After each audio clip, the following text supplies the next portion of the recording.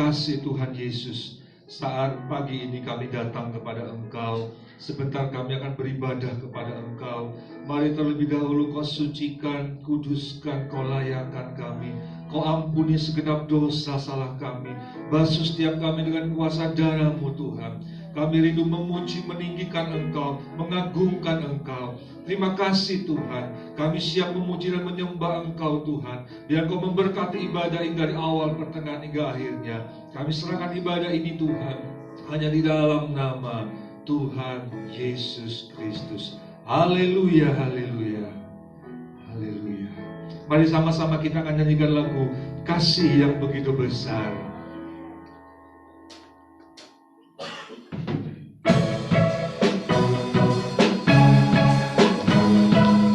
Terima kasih Tuhan. Tidak ada kasih yang seperti Engkau Tuhan. Kasih-Mu luar biasa Tuhan.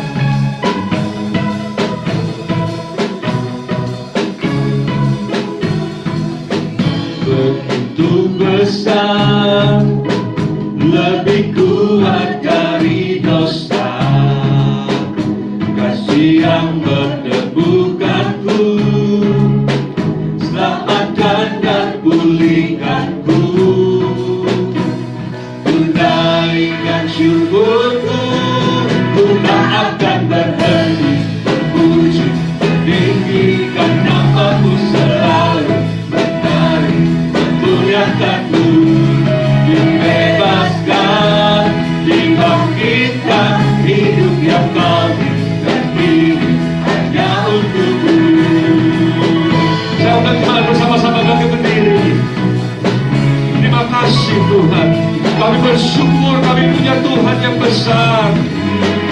Begitu besar, lebih kuat dari dosa. Kasih yang menemukanku, selamatkan dan pulihkanku. Ku naikkan syukurku, ku tak akan berhenti memuji, meninggikan nama-Mu selalu, menari, memuliakan-Mu.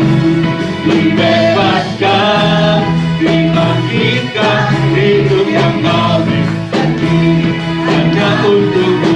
Ku tak berhenti memuji, meninggikan nama-Mu selalu, menari, memuliakan-Mu. Dibebaskan, dibangkitkan, hidup yang Kau berikan ini hanya untuk-Mu. Ku tak berhenti memuji, meninggikan nama-Mu selalu, menari, memuliakan-Mu. Dibebaskan, dibangkitkan, hidup yang Kau berikan ini hanya untuk-Mu. Ku tak berhenti memuji, meninggikan nama-Mu selalu, menari, memuliakan-Mu. Dibebaskan, dibangkitkan, hidup yang Kau berikan ini hanya untuk-Mu. Haleluya. Terima kasih Tuhan. Kau Allah yang baik buat kami Tuhan. Kasih-Mu begitu besar buat hidup kami.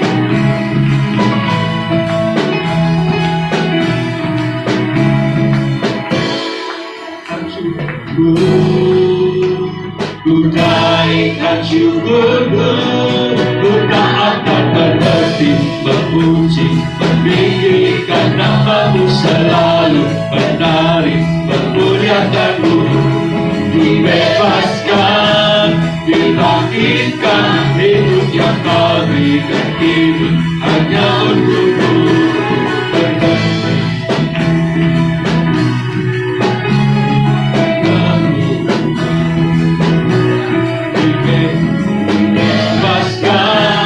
Dibangkitkan, hidup yang Kau berikan ini hanya untuk-Mu. Hidup yang Kau berikan ini hanya untuk-Mu. Bersorak-sorai buat Tuhan yang paling meriah. Haleluya, haleluya, haleluya, haleluya. Terima kasih Tuhan. Kami siapkan hati kami untuk mendengar firman Tuhan. Haleluya, haleluya. Haleluya, hanya Engkau Allah yang layak disembah dalam hidup ini Tuhan. Haleluya. Terima kasih Tuhan. Terima kasih Tuhan. Kami bersyukur kami punya Tuhan yang besar seperti Engkau, yang layak dipuji dan disembah. Terima kasih Tuhan.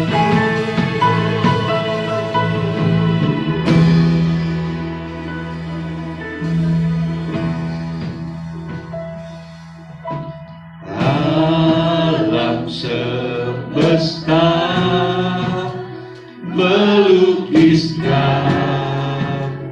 kebesaran Tuhan, bumi dan surga menyanyikan kemuliaan nama-Mu. Hosana,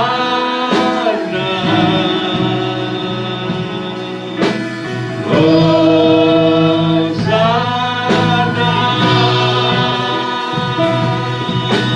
layak dipuji disembah, Kaulah yang bertahta dulu sekarang dan selamanya, Raja atas segala raja, nama-Mu besar dan mulia.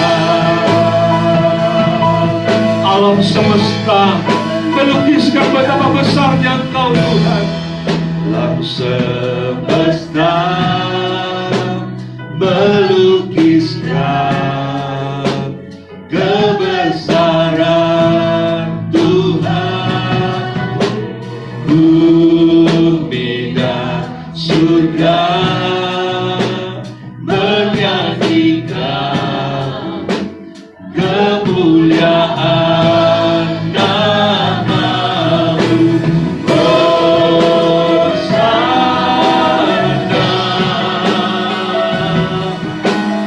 Hosana. Mari bersama-sama katakan, layak dipuji disembah, Kaulah yang bertahta dulu sekarang dan selamanya, Raja atas segala raja, nama-Mu besar termulia. Terima kasih Tuhan, Engkau yang layak disembah. Alam semesta melukiskan kebesaran Tuhan, bumi dan surga menyanyikan kemuliaan nama-Mu. Hosana,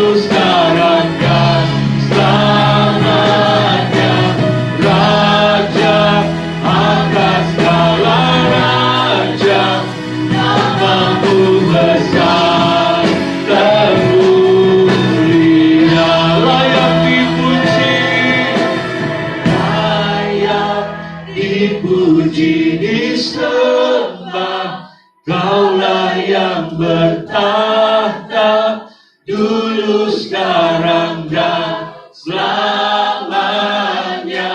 Raja atas segala raja, namamu besar, termulia, layak dipuji, oh layak. Engkau yang layak dipuji, disembah Tuhan. Tidak ada Allah yang seperti Engkau Tuhan. Haleluya. Kami bersyukur kami punya Tuhan seperti Engkau Tuhan. Haleluya. Terima kasih.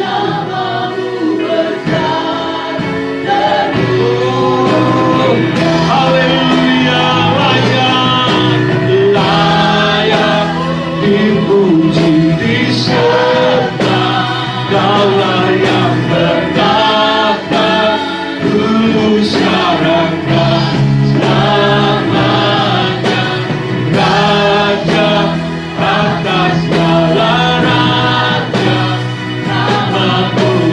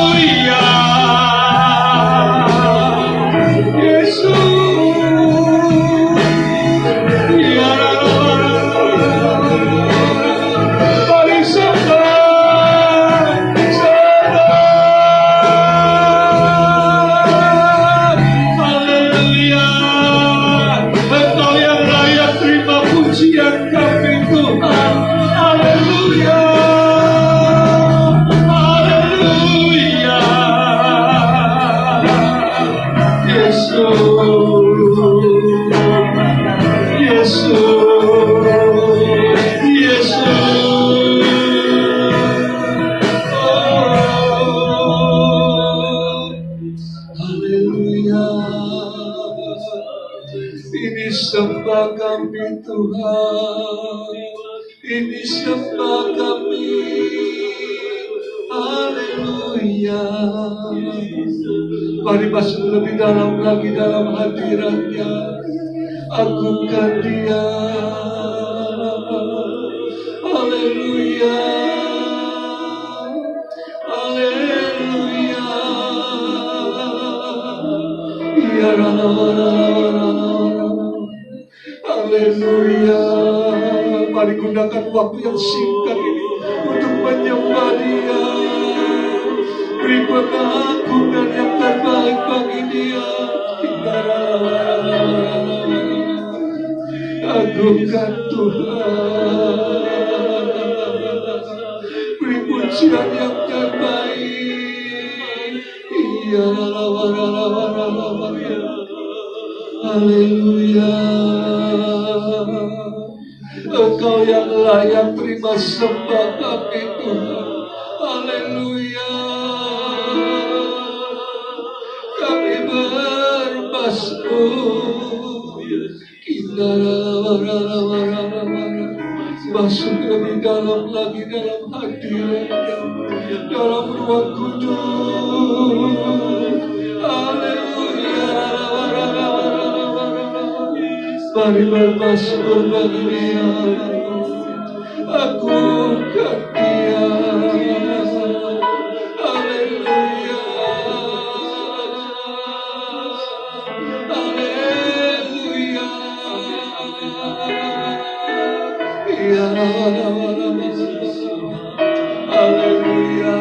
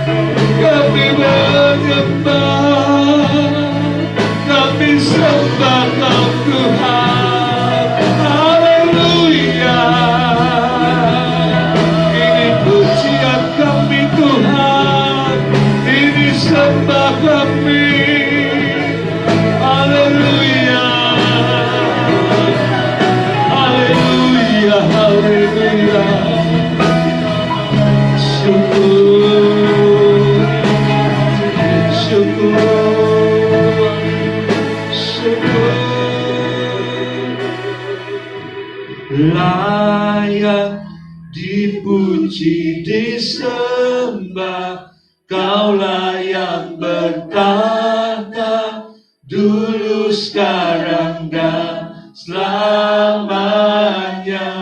Raja atas segala raja, namamu besar termulia. Layak dipuji, oh layak dipuji, disembah, Kaulah yang bertahta, dulu, sekarang, dan selamanya. Raja atas segala raja, namamu besar termulia. Layak dipuji, dan kita berdoa. Layak dipuji,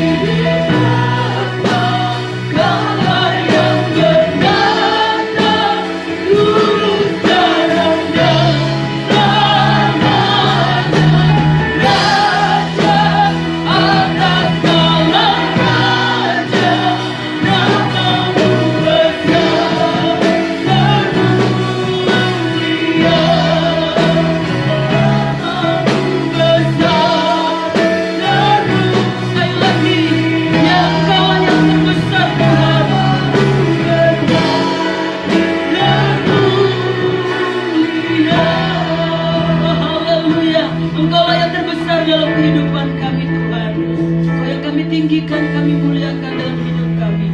Kuasai hidup kami sepenuhnya dalam-Mu Tuhan. Dan kami siap bersekutu lebih dalam lagi dengan Engkau lewat pemberitaan firman-Mu.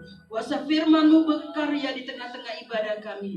Mengurapi hamba-Mu, mengurapi kami semua. Dan kami siap bersekutu lebih dalam lagi dengan Tuhan. Dalam nama Tuhan Yesus Kristus. Haleluya. Haleluya. Puji Tuhan. Haleluya, puji Tuhan.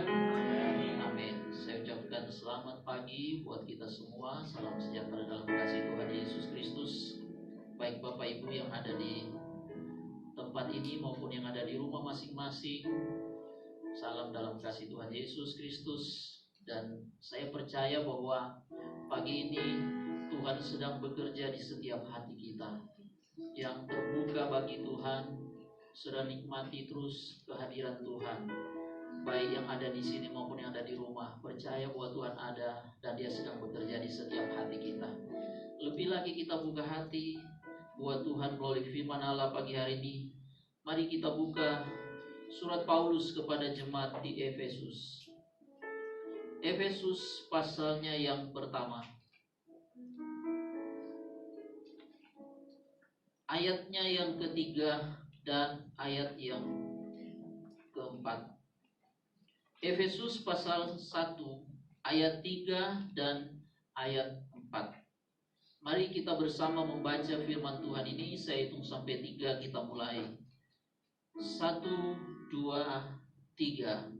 Terpujilah Allah dan Bapa Tuhan kita Yesus Kristus, yang dalam Kristus telah mengaruniakan kepada kita segala berkat rohani di dalam sorga. Sebab di dalam Dia Allah telah memilih kita sebelum dunia dijadikan, supaya kita kudus dan tak bercacat di hadapan-Nya. Amin. Haleluya. Silakan duduk. Berbahagialah kita yang membaca, merenungkan, dan yang melakukan firman Tuhan. Saya beri tema firman Tuhan pagi ini adalah keistimewaan hidup di dalam Kristus. Keistimewaan hidup di dalam Kristus. Dari tema ini, maka Bapak Ibu, mari kita merenungkan bersama. Saya mengambil bagian firman Allah seperti apa yang Paulus tulis di surat Efesus. Kita dapat melihat bagian yang lain di surat Paulus atau di kitab yang lain dalam Alkitab kita. Tetapi mari saya membatasi kita untuk melihat beberapa poin yang berhubungan dengan tema atau judul saya pagi hari ini di dalam kitab Efesus. Keistimewaan hidup di dalam Kristus. Kata istimewa itu adalah kata dasar dari keistimewaan. Istimewa itu artinya spesial. Istimewa itu artinya khas. Istimewa itu artinya khusus atau lain daripada yang lain, atau yang terutama. Atau juga istimewa itu bisa mengandung pengertian luar biasa. Jadi istimewa adalah sesuatu yang khusus, yang khas, sesuatu yang lain daripada yang lain. Artinya tidak sama. Pasti istimewa adalah sesuatu yang berbeda, sesuatu yang khusus, sesuatu yang spesial. Itulah istimewa. Kalau berbicara keistimewaan itu berbicara sifat-sifat yang sangat spesial itu. Sifat-sifat yang sangat khusus. Kalau kita berbicara tentang keistimewaan hidup di dalam Kristus, berarti kita sedang berbicara bagaimana orang yang hidup di dalam Kristus itu akan mengalami satu keadaan yang sangat spesial, sangat khusus di dalam Kristus. Amin, Bapak Ibu. Nah, mengapa kita perlu untuk mempelajari, mengapa kita perlu untuk merenungkan bagaimana hidup kita di dalam Kristus mengalami satu keadaan yang sangat spesial. Saudara, ini penting. Kita berusaha untuk belajar, kita berusaha untuk memahami. Kenapa? Karena kita tahu ada sesuatu juga yang tentu sangat spesial ketika kita hidup di dalam Kristus. Apakah yang spesial itu? Bapak Ibu lihat, apa yang khusus ketika kita hidup dalam Kristus? Atau mengapa kita perlu untuk mempelajari bagian firman Allah ini? Bahwa orang yang hidup di dalam Kristus itu mereka sangat spesial, sangat khas, sangat khusus. Ya, alasannya mengapa kita perlu mempelajari bagian ini adalah jelas di ayatnya yang ketiga. Paulus berkata, terpujilah Allah dan Bapa Tuhan kita Yesus Kristus yang dalam Kristus telah mengaruniakan kepada kita segala berkat rohani di dalam sorga. Amin. Ini saudara yang harus kita pahami. Mengapa kita perlu untuk memahami kembali bahwa kita adalah orang-orang yang istimewa ketika kita hidup di dalam Kristus. Karena Paulus menuliskan di sini bahwa orang-orang yang hidup di dalam Kristus mereka mengalami satu keadaan yang spesial di mana mereka mendapatkan bagian berkat-berkat rohani di dalam sorga.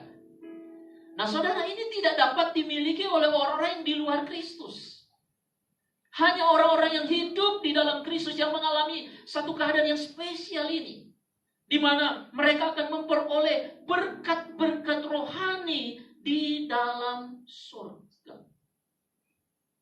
Alasan yang berikut, menurut Paulus, saudara, kita harus memahami bagian ini. Ayat 4, sebab di dalam Dia Allah telah memilih kita sebelum dunia dijadikan. Ini luar biasa. Saudara, Allah telah memilih kita. Kita harus mempelajari kembali mengapa kita istimewa ketika kita hidup dalam Kristus.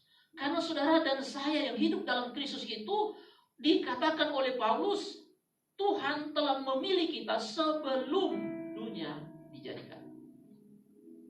Sebelum dunia dijadikan. Kemudian di ayatnya yang ke-9, ayat yang ke-9, sebab Ia telah menyatakan rahasia kehendaknya kepada kita. Kita perlu memahami, kita perlu merenungkan betapa pentingnya hidup kita dalam Kristus adalah istimewa. Karena ternyata orang yang hidup di dalam Kristus, menurut Paulus dikatakan, kita memperoleh penyataan rahasia kehendak Tuhan. Ini luar biasa Bapak Ibu. Dunia tidak dapat memiliki, dunia tidak dapat menerima atau mengalami, memahami rahasia kehendak Tuhan. Tetapi itu diberikan kepada orang-orang yang hidup di dalam Kristus. Di ayat yang ke-11, aku katakan di dalam Kristus karena di dalam Dialah kami mendapat bagian yang dijanjikan. Bagian yang dijanjikan. Artinya buat janji Tuhan itu diberikan kepada orang-orang yang hidup di dalam Kristus. Ini luar biasa Bapak Ibu. Ketika kita memahami ini, sebab sekali lagi orang-orang yang hidup di luar Kristus, mereka tidak akan mendapat bagian dari apa yang dijanjikan oleh Tuhan. Tidak akan mungkin. Tetapi orang yang hidup di dalam Kristus, mereka memperoleh bagian yang telah dijanjikan oleh Tuhan. Nah, poin yang akan kita pelajari berikutnya, apa yang dimaksud oleh Paulus yang saya katakan bahwa orang yang hidup di dalam Kristus itu istimewa. Apa keistimewaan orang yang hidup dalam Kristus? Saya melihat berdasarkan tulisan Paulus ini. Yang pertama yang kita sudah baca 3, bahwa keistimewaan orang yang hidup dalam Kristus adalah mereka dapat memperoleh berkat-berkat rohani di dalam surga. Jadi kita bisa membayangkan bahwa ada berkat-berkat rohani yang Tuhan sediakan itu diberikan kepada orang-orang yang hidup di dalam Kristus. Inilah yang saya katakan keistimewaan orang yang hidup dalam Kristus, menerima berkat-berkat rohani. Kenapa istimewa? Karena orang-orang yang hidup di luar Kristus tidak menerima berkat rohani di dalam kerajaan surga. Kalau itu dialami oleh orang yang hidup dalam Kristus, ya tidak perlu kita hidup di dalam Kristus. Karena orang yang hidup di luar Kristus pun memperoleh berkat rohani. Tapi ini tidak. Paulus katakan bahwa orang yang hidup dalam Kristus, Dia mengalami keistimewaan. Dia adalah orang yang spesial. Karena berkat-berkat rohani dalam kerajaan surga itu diberikan kepada mereka.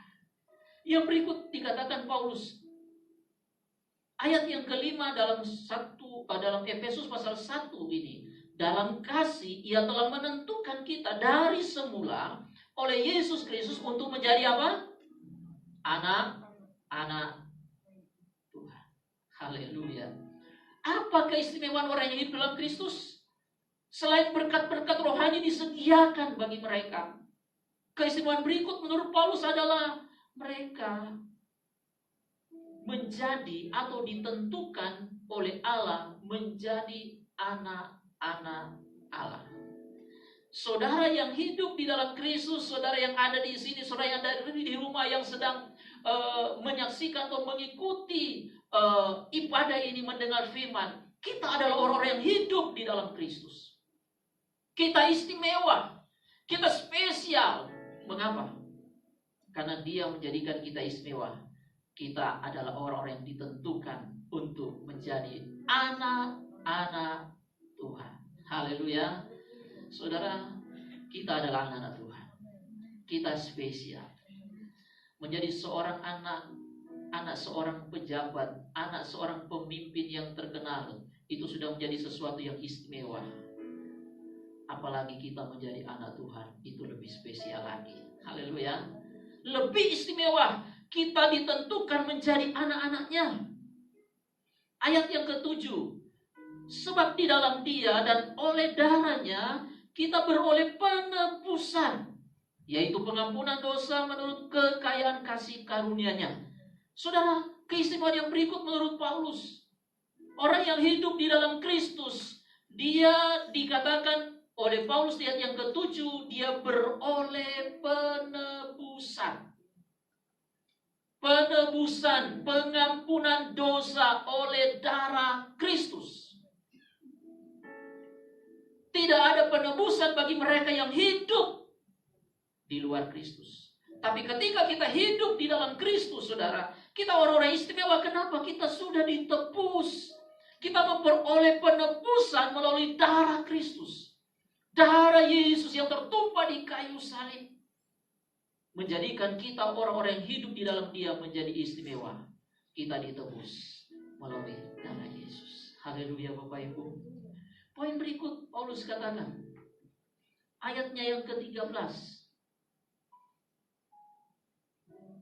Di dalam Dia kamu juga, karena kamu telah mendengar firman kebenaran, yaitu Injil keselamatanmu, di dalam Dia kamu juga, ketika kamu percaya, kita katakan bersama bagian firman Allah ini, dimeteraikan dengan Roh Kudus yang dijanjikannya itu. Ini spesial.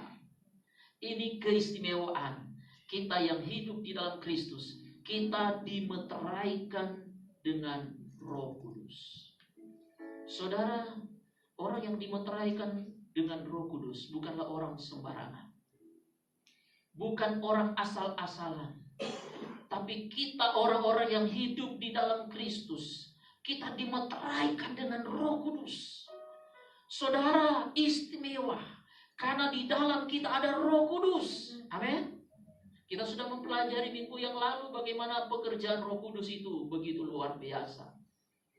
Pekerjaan Roh Kudus yang hebat, yang dahsyat menurut Paulus di Efesus pasal 1 ayat yang ke-19, ayat 18 dan 19 dia berkata begini. Dan supaya Ia menjadikan mata hatimu terang agar kamu mengerti pengharapan apakah yang terkandung dalam panggilannya, betapa kayanya kemuliaannya yang ditentukan bagi orang-orang kudus, dan betapa hebat kuasanya bagi kita yang percaya. Saudara, kuasa Tuhan yang begitu hebat, begitu dahsyat. Kuasa Tuhan yang memampukan kita. Kuasa Tuhan yang mengingatkan. Roh Kudus yang menuntun. Roh Kudus yang menyertai menjadi parakletos bagi orang percaya. Roh Kudus yang selalu mengingatkan kita. Roh Kudus yang selalu menuntun kita, memimpin kita. Ini menjadikan kita orang-orang yang istimewa ketika kita hidup di dalam Kristus. Kita dimeteraikan dengan Roh Kudus. Kalau kita di luar Kristus, kita tidak akan mengalami meterai Roh Kudus itu. Kita tidak akan mengalami pekerjaan Roh Kudus yang dahsyat, yang hebat itu. Tapi kita bersyukur, kita orang-orang yang sangat spesial. Karena di dalam kita ada Roh Kudus. Amin. Sehingga saat kita sendiri sekalipun tidak usah takut, tidak usah cemas. Karena kita orang istimewa. Karena Roh Kudus itu ada di dalam kita. Amin. Saudara di tempat bekerja, saudara menghadapi masalah, hadapi pergumulan yang berat sekalipun, sekali lagi ingat, kita orang-orang yang istimewa. Karena Roh Kudus ada di dalam kita. Roh Kudus ada bersama kita. Roh Kudus akan menolong kita dalam kelemahan-kelemahan kita. Roh Kudus akan memampukan kita untuk kita tidak mudah putus asa menghadapi masalah. Roh Kudus itu akan terus menolong kita sampai kita menjadi pemenang-pemenang di dalam Yesus. Ini istimewa. Dimeteraikan dengan Roh Kudus. Kalau kita melihat di pasalnya yang kedua, apa keistimewaan orang-orang yang hidup di dalam Kristus? Pasal 2 dalam Efesus pasal 2 ayat yang ke-13 berkata, tetapi sekarang, saudara perhatikan, di dalam Kristus Yesus, kamu yang dahulu jauh sudah menjadi dekat oleh darah Kristus. Haleluya. Ini keistimewaan kita orang yang hidup dalam Kristus. Istimewanya adalah dulu kita jauh, sekarang menjadi dekat. Kalau orang yang hidup di luar Kristus, dulu jauh, sekarang tetap jauh. Tapi kita yang hidup dalam Kristus, dulu kita jauh, sekarang menjadi dekat. Kenapa? Oleh darah Kristus. Ini luar biasa Bapak Ibu, tidak mudah. Satu pengorbanan Yesus di kayu salib untuk menjadikan kita orang-orang istimewa. Supaya kita tidak terus-menerus jauh, tapi kita menjadi orang-orang yang dekat. Menjadi orang-orang yang hidup dekat dengan Tuhan. Dan yang terakhir saya ambil di dalam bagian ini, apa keistimewaan orang yang hidup dalam Kristus? Ayat dalam pasal 2, ayat yang ke-19. Demikianlah kamu bukan lagi orang asing dan pendatang, melainkan apa? Kawan sewarga dari orang-orang kudus dan anggota-anggota keluarga Allah.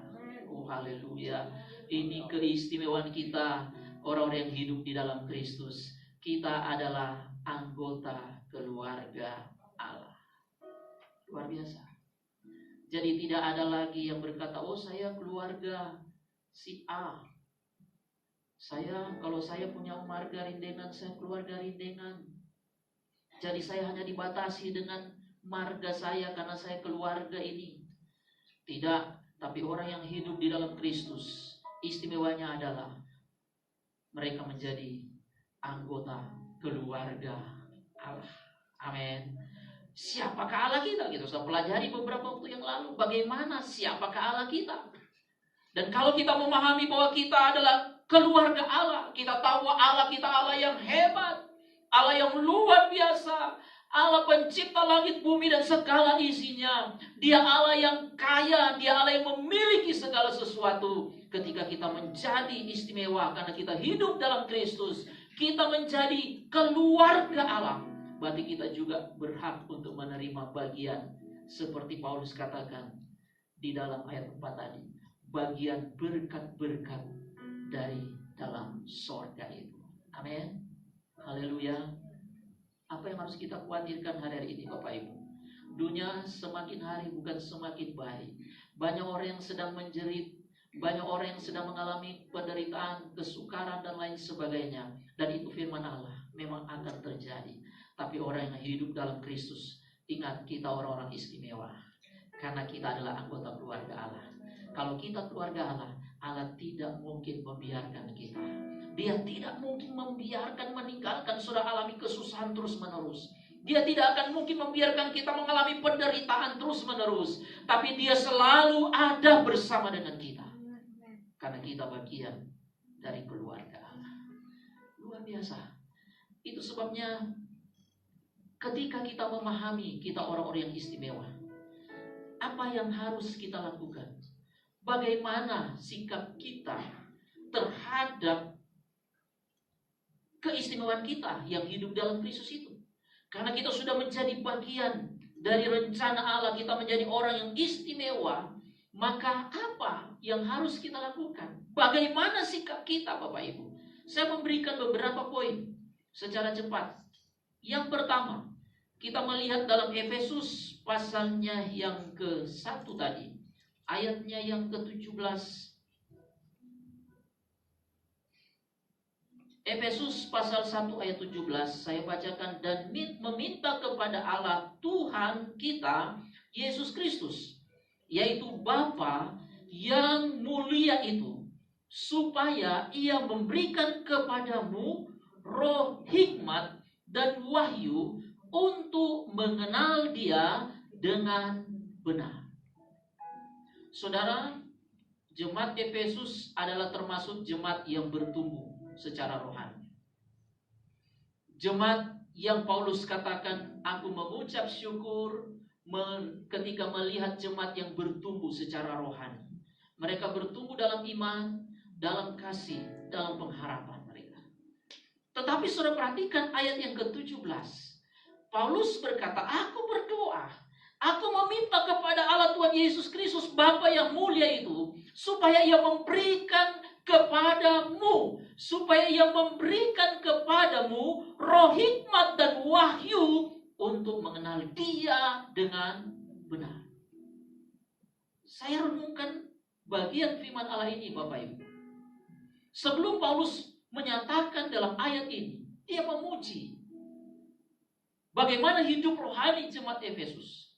Tetapi ayat yang ke-17, jelas Paulus berkata, aku berdoa, aku meminta kepada Bapa supaya Ia memberikan kepadamu roh hikmat dan wahyu untuk mengenal Dia dengan benar.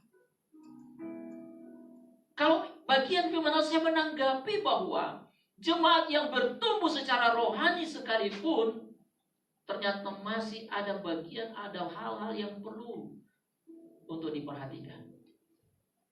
Ketika kita melihat jemaat sepertinya dia berrohani, tapi Paulus berkata, aku meminta kepada Bapa supaya Ia memberikan kepadamu roh hikmat dan wahyu, roh hikmat yang wahyu untuk mengenal Dia dengan benar. Artinya bahwa pengenalan kepada Kristus itu bagian yang sangat penting untuk jemaat terus-menerus hidup di dalam Kristus dan bertumbuh di dalam Dia. Amin.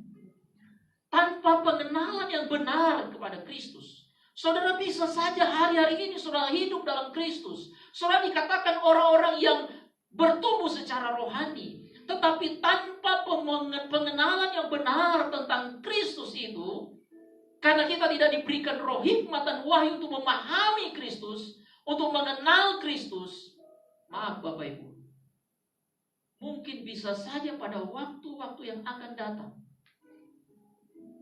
orang yang tidak benar-benar mengenal Kristus, mereka bisa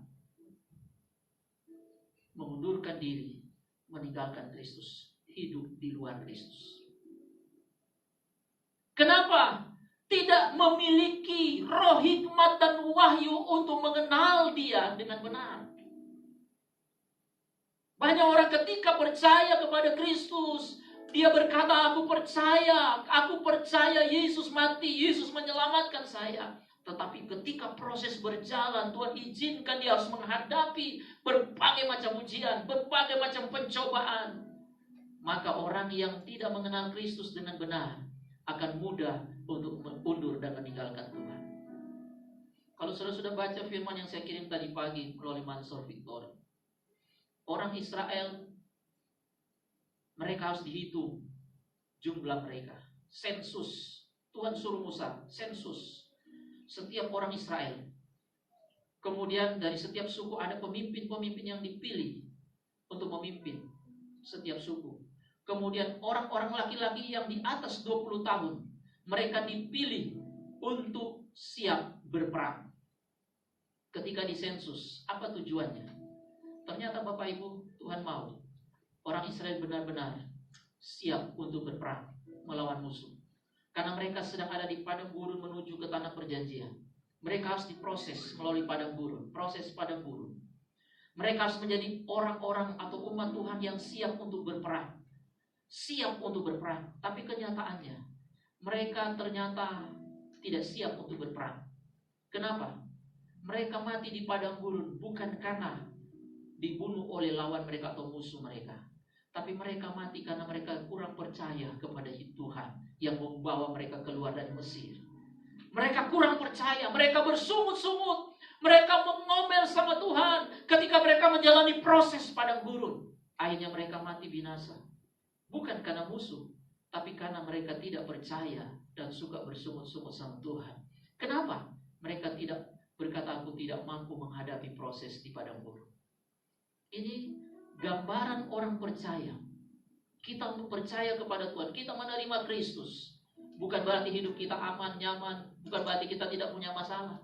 Tapi justru ketika kita hidup di dalam Kristus, kita harus memahami Kristus dengan benar. Bahwa Dia mengizinkan kita menjalani proses. Dan jangan pernah berkata Tuhan meninggalkan kita. Karena orang Israel ketika Tuhan bawa mereka keluar dari Mesir, firman Allah katakan Tuhan selalu ada di tengah-tengah mereka. Itu sebabnya kemanapun mereka pergi, tabernakel selalu dibawa. Setiap mereka berkemah, tabernakel dibangun. Untuk apa? Menghadirkan Tuhan di tengah-tengah mereka. Saudara, ketika kita diproses oleh Tuhan sekalipun menjadi keluarga Allah, kita menjadi orang-orang yang istimewa, menjadi umat Tuhan yang spesial. Sekalipun hari-hari ini kita mungkin sudah berjalan di dalam kebenaran, sudah merasa kuat, tapi kita perlu untuk terus memahami Kristus dengan benar. Supaya apa? Supaya ketika kita mengalami proses yang lebih berat lagi, kita tidak akan undur meninggalkan Tuhan. Amin. Itu sebabnya Paulus berkata, aku meminta kepada Bapa supaya memberikan roh hikmat dan wahyu untuk kepada kamu untuk mengenal Kristus, mengenal Dia dengan benar. Sekali lagi, tanpa pengenalan yang benar akan Tuhan, mudah bagi orang percaya sekalipun meninggalkan Tuhan. Tapi kalau kita benar-benar diberikan roh hikmat dan wahyu untuk mengenal Kristus dengan benar, apapun masalahmu, apapun persoalanmu, apapun tantangan yang kau hadapi hari ini, percaya ada Tuhan selalu bersama dengan kita. Karena kita orang-orang yang spesial. Amin. Hidup di dalam Kristus. Jadi kita harus benar-benar memiliki roh hikmat dan wahyu untuk mengenal Kristus dengan benar. Bagian yang kedua, bagaimana sikap kita terhadap keistimewaan kita ketika kita hidup dalam Kristus? Ayat yang ke-18 dalam Efesus 1. Dan supaya Ia menjadikan mata hatimu terang, agar kamu mengerti pengharapan apakah yang terkandung dalam panggilannya, betapa kayanya kemuliaan bagian ditentukan bagi orang-orang kudus.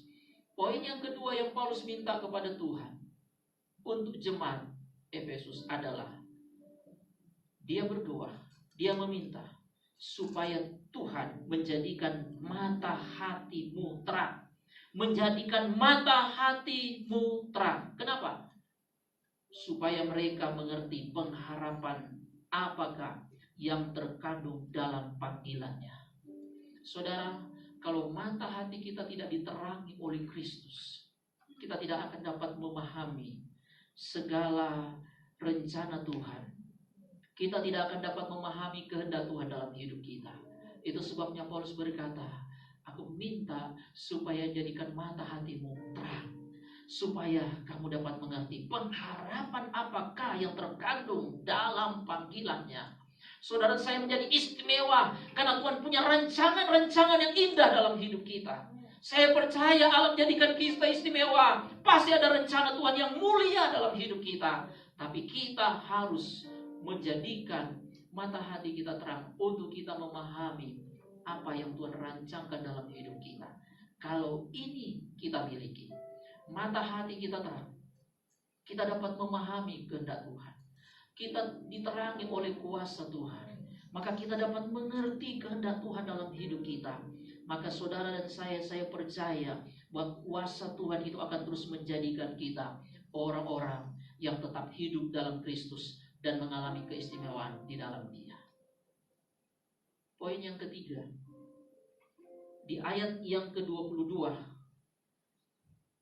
Dan segala sesuatu telah diletakkannya di bawah kaki Kristus, dan Dia telah diberikannya kepada jemaat sebagai kepala dari segala yang ada.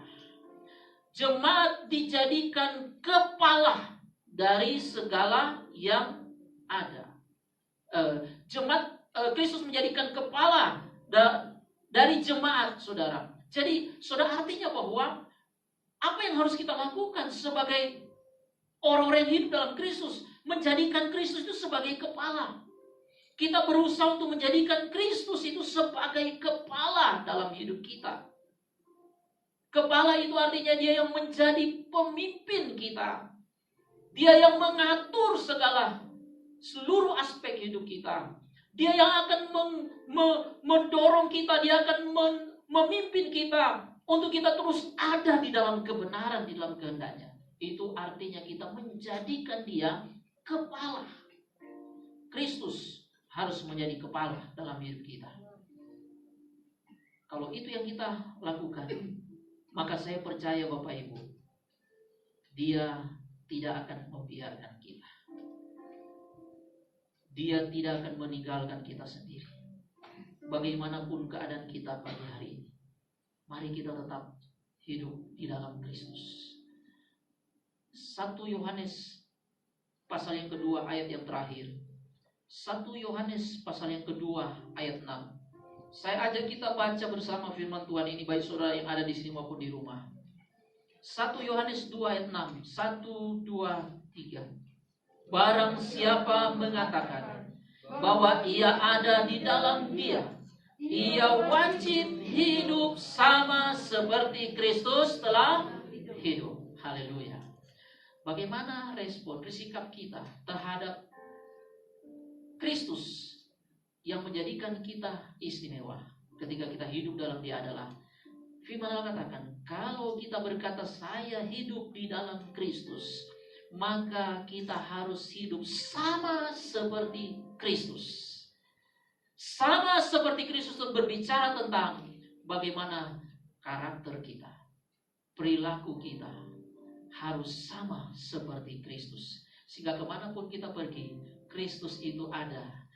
Kristus itu nampak dalam hidup kita melalui sikap dan perilaku kita.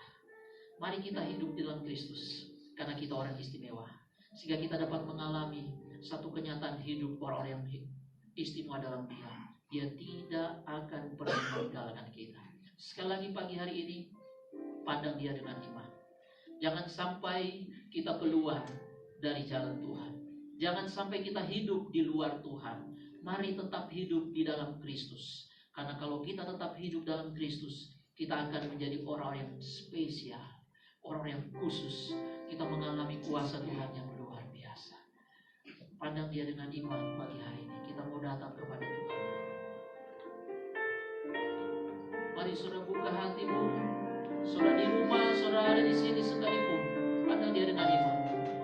Kita rindu Dia bekerja terus dalam setiap pribadi kita. Biar rohnya menjamah setiap hati kita. Kita datang dengan segenap hati. Kita ada karena anugerah Tuhan. Dan percaya Dia ada dalam setiap hati kita. Haleluya.